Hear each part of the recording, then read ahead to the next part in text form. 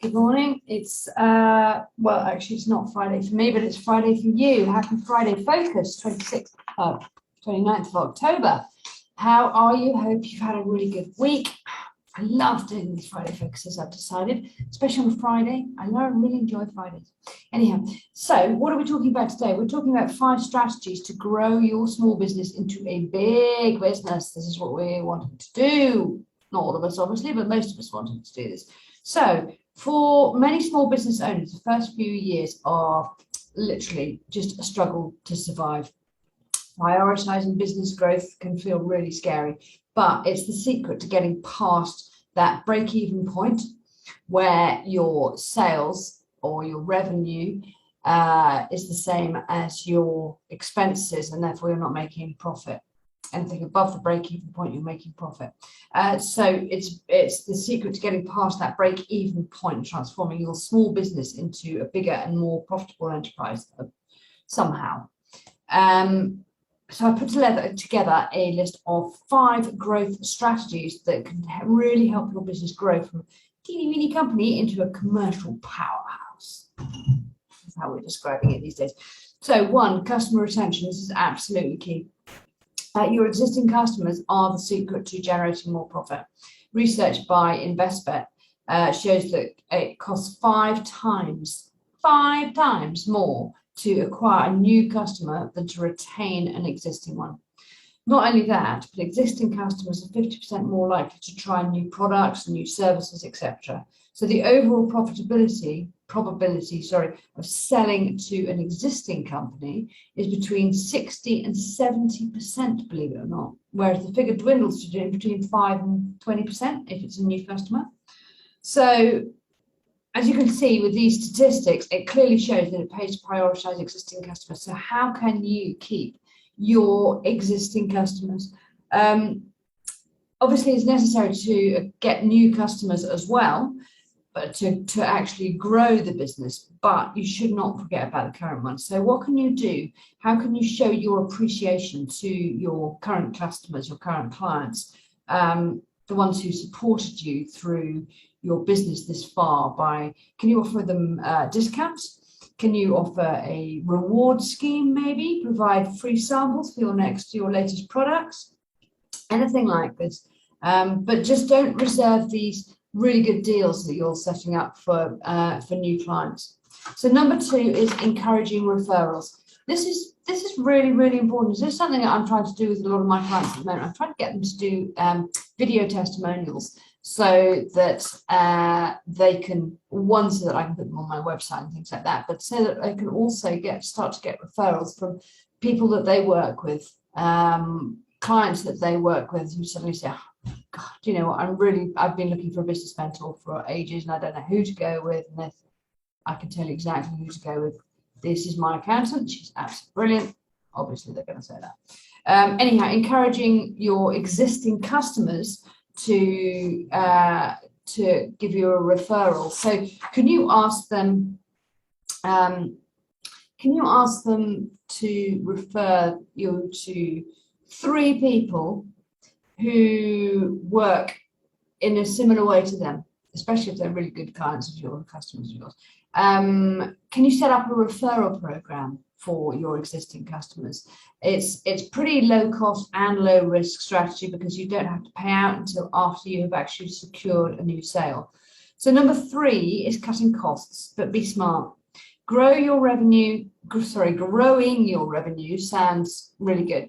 Sounds wonderful, but not if your costs are increasing at the same or an even faster rate. If you can focus on your bottom line, make an effort to keep costs down to ensure that your profits grow in line with your turnover. This is important. With that being said, you need to carefully consider the impact of cutting each cost.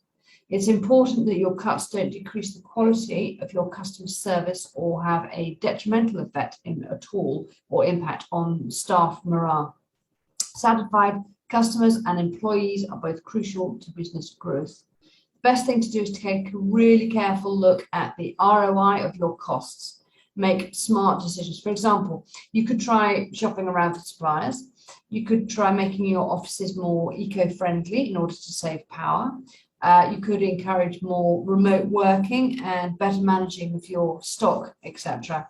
It's also worth getting rid of products and services that actually don't generate a significant amount of money or profit for you, focusing more on the areas of your business that really drive profit. Extending your market reach. This is something that I think a lot of people have done during COVID.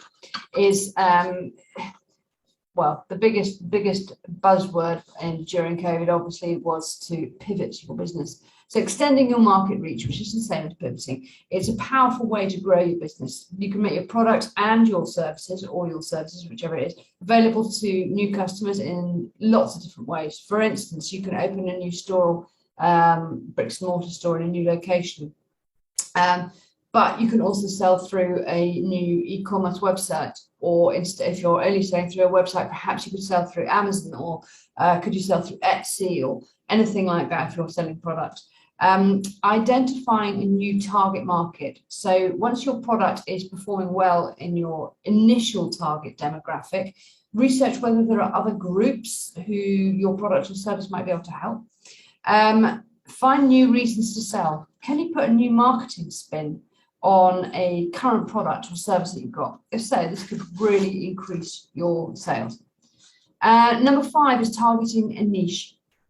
Now, a lot of people say that they don't want to have a niche because they think it will stump their sales, who they're selling to. It doesn't mean when you have a niche, it doesn't mean that you can only sell to that niche.